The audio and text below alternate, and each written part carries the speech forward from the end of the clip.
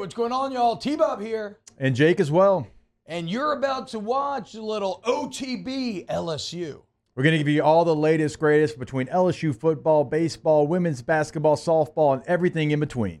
Bottom line, if you want to talk Tigers, keep it locked, subscribe, like it, and we hope you enjoy the big game going down this weekend in Death Valley. College Game Day. How about this? I didn't realize College Game Day hadn't been here since 19. Very interesting considering that LSU is one of the top College Game Day schools. In 2019, they actually played on Game Day 5 times. Oh, wow. I think twice may have been at LSU. I'm not sure off the top of my head. But, yeah, 5 times College Game Day in 2019 and nothing since. So, in some ways, just getting Game Day back is a bit of a testament to where you've risen to again. The problem is it's all on the line Saturday night. As while, you know, I may have been a bit premature in painting Ole Miss and LSU as an elimination game. You know, you could argue that maybe it is because where it puts you margin of error and all that. But in terms of actual functional mathematical eliminations, this Saturday is absolutely a playoff Thunderdome. 2 teams with very good chances will enter. 1 team will be eliminated. 1 team will move on. It's one of the reasons Game Day is here. That's why this game matters so much. And if LSU is going to win, I don't know that there's a more important metric on the heels of last week than success on first down.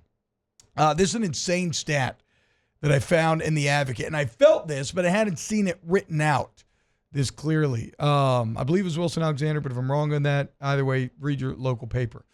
Last week against A&M, 2 weeks ago, LSU on first down, Jake, on 34 first down plays, they gained no yards or lost yardage on 20 of the 34 first downs. In the second half, they gained more than a yard on only 4 first downs. That is an awful stat. One that shows you why things went so badly, why Garrett Nussmeier felt like he had to stand on his head, as Brian Kelly said. One, I hate to say, Jake, that second half fall off the cliff correlates with the absence of Garrett Dellinger. You only ran for 1.9 yards per carry without the sack yardage. With sack yardage taken out, you average less than 2 yards a carry against A&M. Another great stat I found in the Advocate, LSU averages 6.5 yards a carry this season when it runs towards Garrett Dellinger. So now, the single biggest question LSU has to overcome against an Alabama rush defense that has been the weakness of that team, can you find rushing success without your best run blocker at the most important position running the ball, which is guard? Because, I can see Blake Baker putting together a plan to have success. If you take care of some of those base needs, Garrett Nussmeier will have a big game. I can see him dominating. I just don't know that any of this will be possible or work if you cannot stay on schedule and have more success on first down running the ball specifically. Yeah, you have to. I mean, against Texas A&M, it was a thing where you just put yourself in impossible situations like you laid out. You became one-dimensional.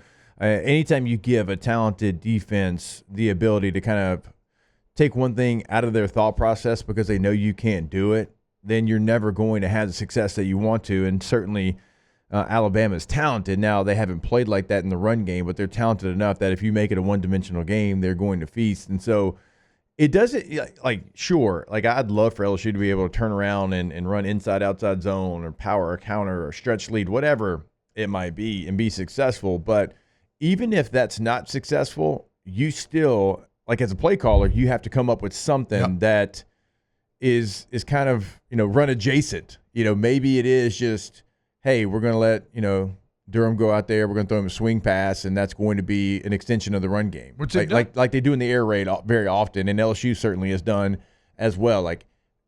You got to get those easy ones. You got to get those, hey, it's first down. We're going to let the running back swing out, and we're going to hit that one. And then when we come back on the next first down, we're going to let the outside receiver run a 2-step slant.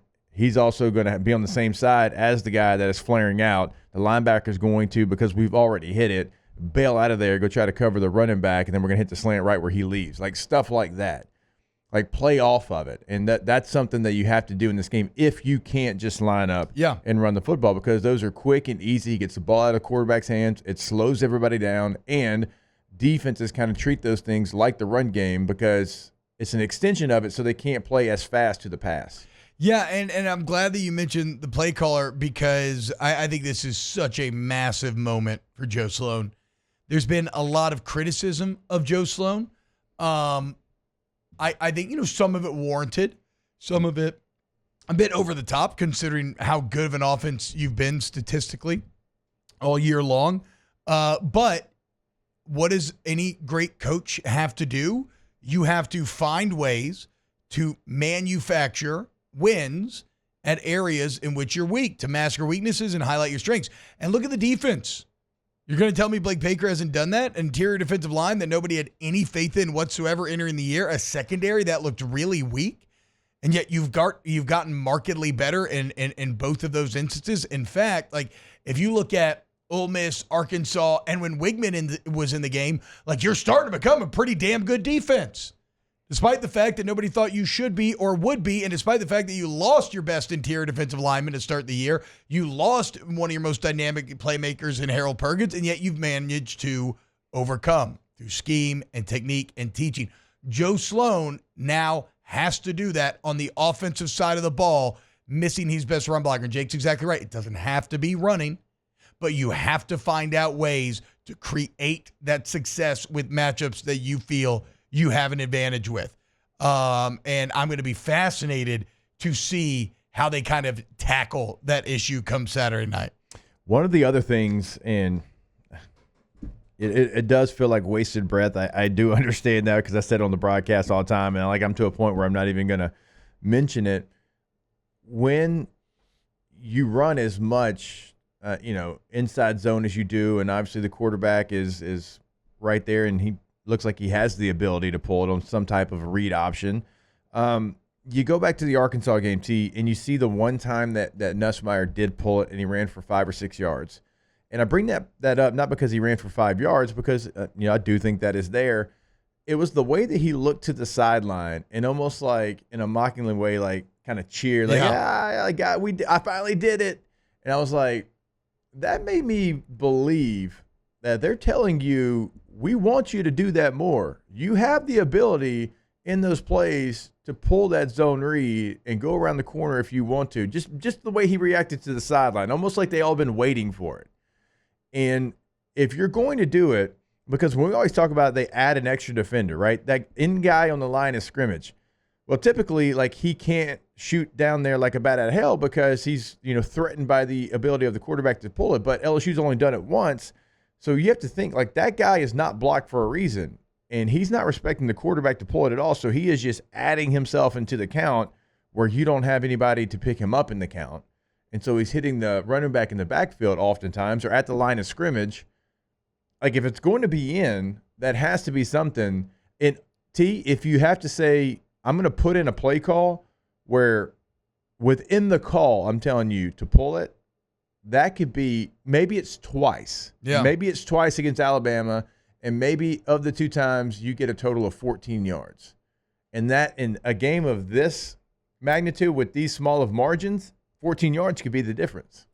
So that would be my main offensive kind of point of what's the word I'm looking for? That's the inflection point for the offense. Can you accomplish that? If you can, you're going to have a good day. Wow, Jake, what incredible takes. I mean, those guys, they're just the best. I think so. And if you think so, again, hit the like button, subscribe, ring the bell so you get notifications when we post every single day here on OTB LSU.